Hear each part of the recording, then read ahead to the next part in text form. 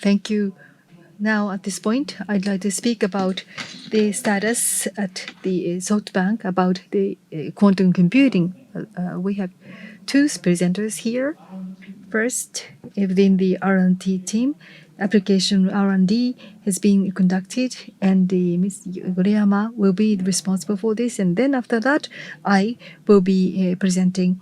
I belong to the Data Foundation Strategy Division with Riken. I have been promoting JPPC project. So I'd like to speak about that project. Komiyama-san, please take the floor. Thank you. I am from SoftBank. I am from the Advanced Technology Research Institute. And first and foremost, I'd like to speak about what we do at the Research Institute of Advanced Technology.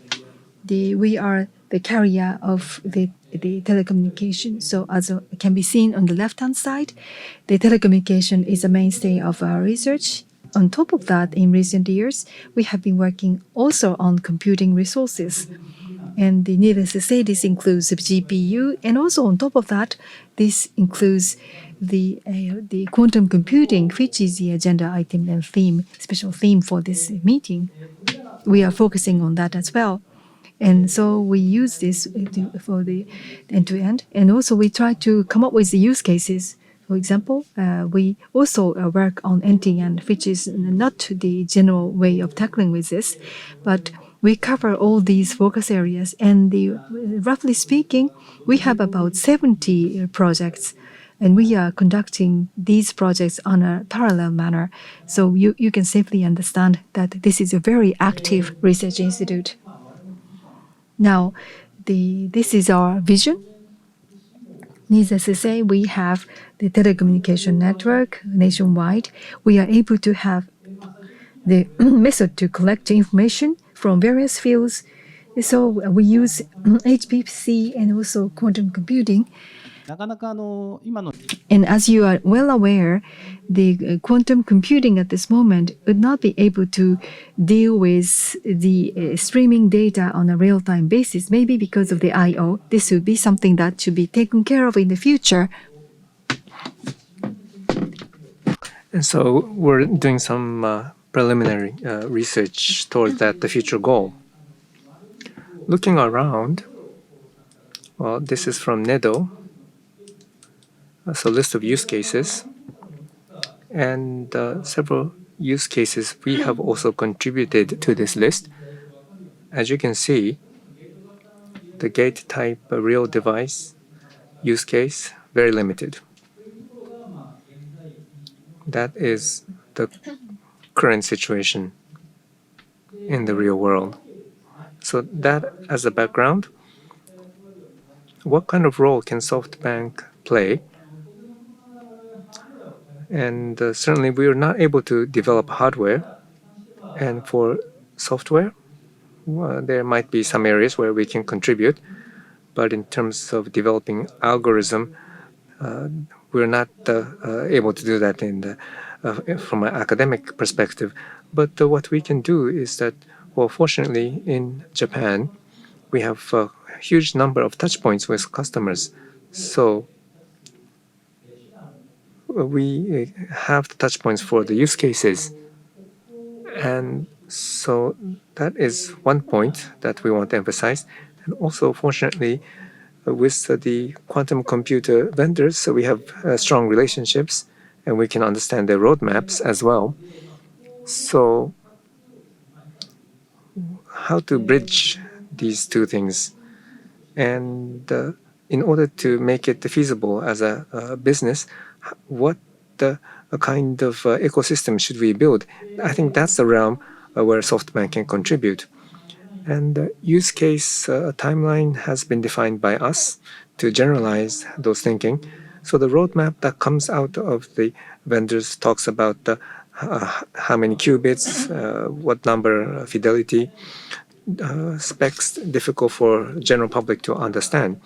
So for the actual customer, when they have some real problem that they want to solve, so this correlation is difficult to be derived. And so At SoftBank, what we want to do is look at the problem that the customer wants to solve, and we want to analyze what kind of problem it is, what kind of algorithm should be applied, and for that algorithm, how much resource would be needed. We want to be able to calculate. So by providing that kind of analysis, we can bridge them with the vendor's roadmap. So that fundamental thing is what we're working on as a base for other activities. Having said that, though, people will say, don't come selling us stuff if you haven't solved your own problems. So SoftBank, I want to explain to you what kind of issues that we're working on internally. And later there will be some explanation about the NEDO's test user program, and we utilize that. And SoftBank works on demonstrating its own use cases.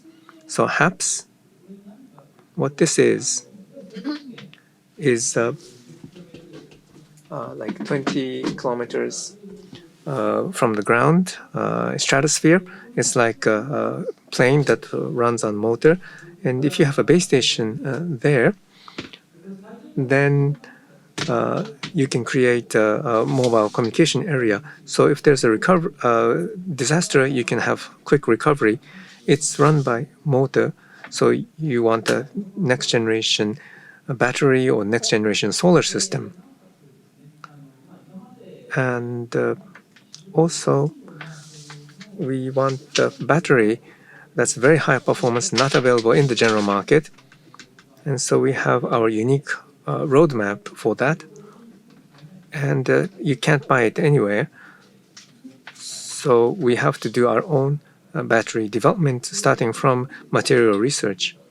So use a quantum computer there is what we're trying to do. So what kind of algorithms do we use?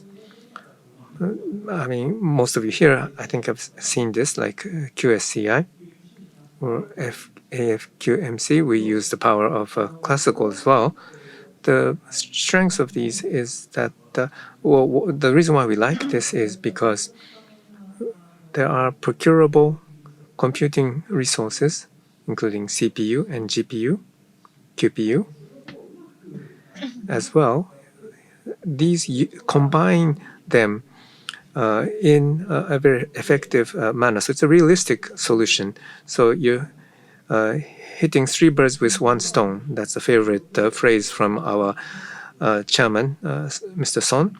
So this is like that, and so that's why we utilize the solution. And so if you use that algorithm, what is good is that, well, for the battery, in order to do simulation, well, you want about 1,000 spin orbitals. And if you wait for the current quantum roadmap, it can treat only a limited number of spin orbitals. And by using the classical CPU and GPU function, we are reaching a space where we can handle this 1,000 spin orbitals. So it's the result of the combination that's been successful. And so we've done the pipeline development based on that. So quantum computing and HPC, there's a test user program of NEDO, so we borrow resource from that. And then other parts, SoftBank developed on its own. So we have the cycle of this pipeline, and we're doing R&D on a daily basis. So amongst you, the listeners, the audience, if you're interested in that test user program of NEDO, then Miyata will talk about the details after me. So please stay until the end. And also, I call on you to participate. So, Miyata-san, please. Thank you for advertising the test user program. I was going to talk about that myself. So my team has this project, and I want to explain about that. So we work with Riken and University of Tokyo and Osaka University. So we have the R&D for practical implementation of quantum computers. It's called JHPC Quantum. So it's a busy slide, but this project, it's a NEDO project, so it's supported by NEDO. So what we're doing is quantum computing and supercomputing. We're trying to develop a hybrid integrated utilization technology. So we want to establish a system for that and do R&D on the software to allow that. That is this project. We have 10 items to be covered by each researcher group, and each one of them would form the combined platform. So each of them are the component, and when everything is completed, then we are able to have the fully functional platform. So just briefly speaking, I'd like to speak about how we are able to have the close communication between the quantum computing and supercomputing. So this is the first one being tackled by Riken. The second point is on the platform. This is for the users who would use this platform. So this is to develop the environment in which users would be able to utilize this algorithm application. And also, this is the third item. This is the research development of the scheduler and coupling method of software for QC-HPC hybrid collaboration. The fourth is the research and development of a software library using quantum APPC, the hybrid systems. So in order to make sure that Python will be able to create this kind of the hybrid application easily, we have a library. And the fifth one is the development of constructing and operating technologies for quantum HPC hybrid platform, since we are introducing the actual machines. And the sixth one, which is in the bottom, is the development and optimization of quantum simulator for the classical computer and also the quantum computers. There are many simulators, and the Riken is now working on this. So they would utilize the Fugaku to create a large-scale simulator here. And the seventh item is the quantum circuit optimization and error collection and mitigation. And so here, the optimization of the circuit is also a theme. And the eighth item is the development and assessment of quantum HPC hybrid applications in order to see whether this platform is effective or not. This application should be realized. And the ninth item is the conducting R&D for a PaaS system linking quantum computing and APC for deployment of the cloud. Then 10th is promoting the practical use of applications linked with quantum computing and APC. So when we are able to have the close collaboration with all these items, we are able to come up with the final platform. So we will introduce actual machines, 2 machines of the quantum computers. So this would be introduced into the site of the Riken, as can be seen on the right-hand side top. This is the Reimei that we have. So Reimei will be put onto the Wako campus in Rike, and it has been already done. It's been operating already at this moment. And one more thing is the supercomputing, the quantum computer. This is located in Kobe. There is Fugaku in Kobe. So we are now establishing it in the same building. So by starting next month, this will go on live. So these are the 2 quantum computers, and also Riken has Fugaku, and also they have the GPU cluster.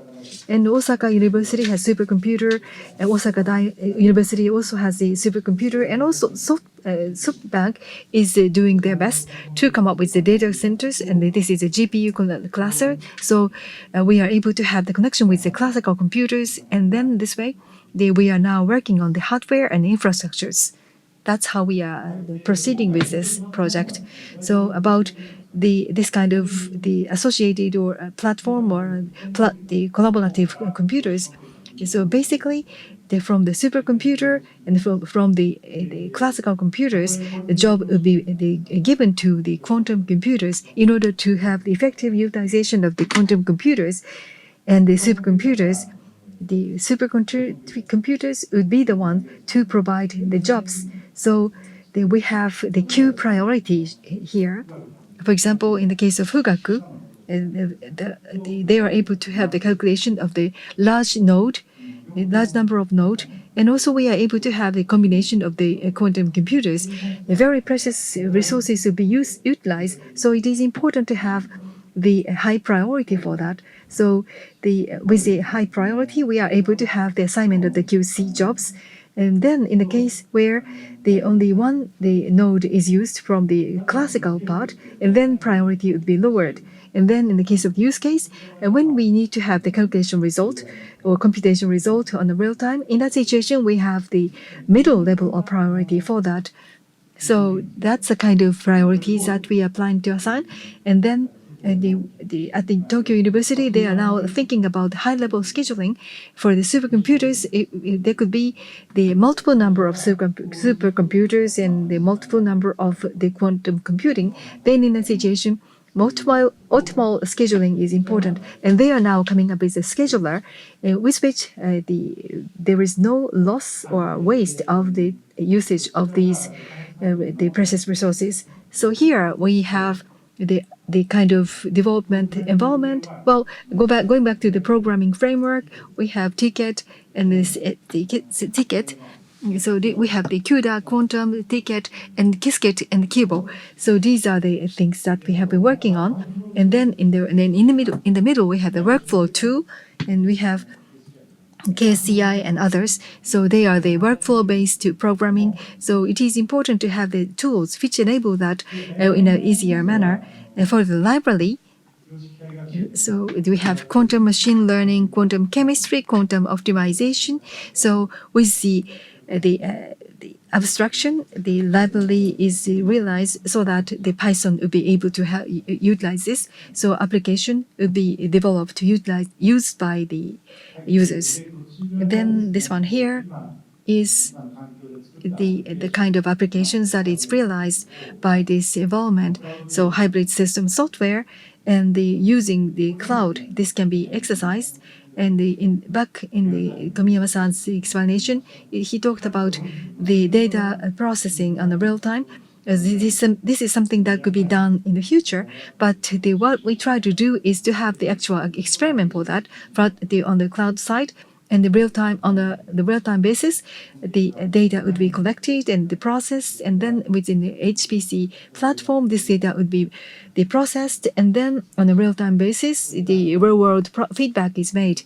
So as I just said, the real problem can be solved with this platform. This is serving as a bridge for that. Various application algorithms would be developed, and this kind of the application can be used for that. And then this is the project schedule. We have already started this in 2023, and this is a 5-year project, and we will complete this process in 2028. And after that, the deliverables would be utilized by SoftBank, and SoftBank would commercialize this with the quantum computer. Well, we're at 2025, so we're still developing software. But as I said, hardware like QC already installed, so it's still a software platform that's still being developed, but the users starting to use on a test basis. We want to get their feedback. So test user program is what we have in place. And so the current platform can be used for free, including hardware. And we ask how useful was it, what are the issues, and we use that as feedback. I think there are various hybrid use cases. So we hope that you will explore all those possibilities so that we can develop the market. So this is the test user program solicitation. So this is a hybrid platform. So it should be a hybrid application that uses HPC as well. So companies and research institutes who have that kind of project, we are making this available. We actually solicited in April. Many people applied, and we're now screening. So we closed once, but second phase, we will start soliciting again from June. So if you're interested, please access the project homepage, look at the details, and please apply. We look forward to your applications. So that concludes my presentation.